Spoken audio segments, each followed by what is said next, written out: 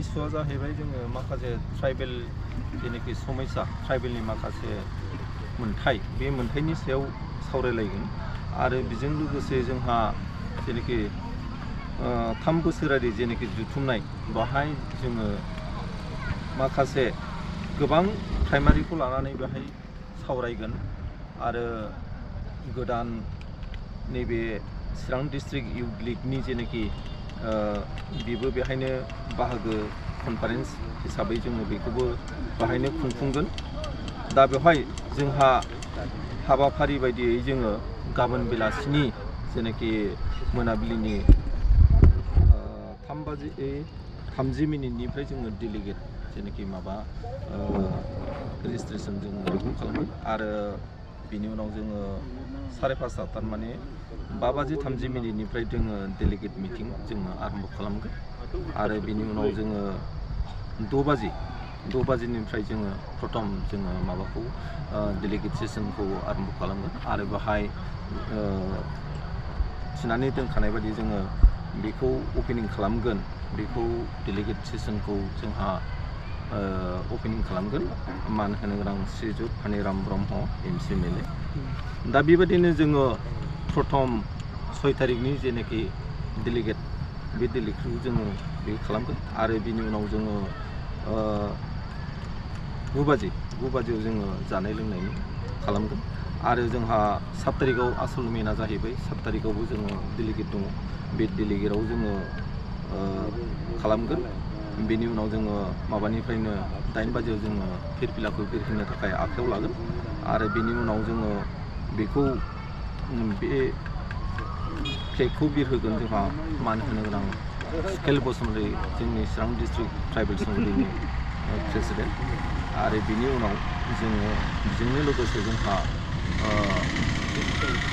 Youth लीगनि माबा president बिथां सपन बसुमतारी बिथांबो बे हाबाफारियावनो फैगोन। मानो होनबा चिरां डिस्ट्रिक्टनि जेनाखि प्रथम बेनो जोंहा इउथ आवगायाव दंमोन ओमफ्राय बेयो फांसनलेस जानानै ओमफ्राय बेखौ गोदानै दाफिननाय जादों। दा बिनि थाखायनो जोङो बेखौ बाहायबो मोजाङै बेखौ जोङो लागोन। दा बिनि थाखायनो जोङो बेवहाय लाफानाय जादों। दा बिदिनो हाबाफारि बायदियै जोङो 8:15 बाहाय मोनसे आरो जोंहा दंबावो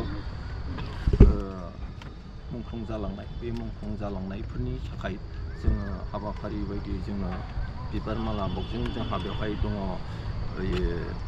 भाइस प्रेसिडेन्ट चिरां डिस्ट्रिक्टनि प्रदीप ब्रह्म।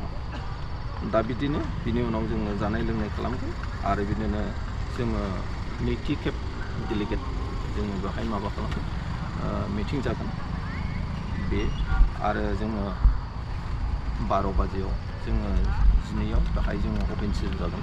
बे अपेन सेसनाव जोंहा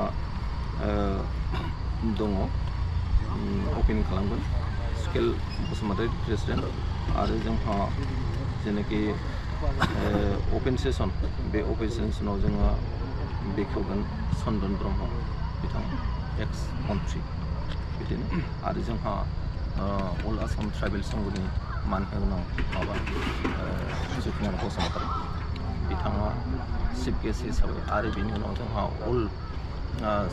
माबानि अल आसाम ट्राइबेल संघनि गाहाय नेहाथारि आदित्य खाख्लारि बिथांमोनजों आरो बिथांमोनजों लोगोसे गोबां दङ। दा बेवहाय EM दङ। दा बिदिनो जोंहा एमसि एमएलए दङ आरो जोंहा मान होगोनां नैबे जोंनि दानि MP गोरोनगोरा नार्जारी आरो जयन्त बसुमतारी बिथांमोनाबो बाहागो लागोन। दा बिदिनो जोङो गाजा गोमजायै जेनाखि चिरां डिस्ट्रिक्ट ट्राइबेल संघ बे ट्राइबेल संघनि बे हाबाफारिखौ जोङो आखायाव लादों। दा बिदिनो जोङो रायजो राजा बिदिनो बयनिफ्रायबो मदद मोनगोन होननानै आसा खालामो आरो बेहाय दङ जोंहा आरो कालचार प्रग्रामबो दङ। कालचार प्रग्राम जोङो बिदिनो डेलिगेटआवबो माखासे थागोन आरो बिदिनो गोबां कालचार प्रग्रामबो लेंहरनाय जादों।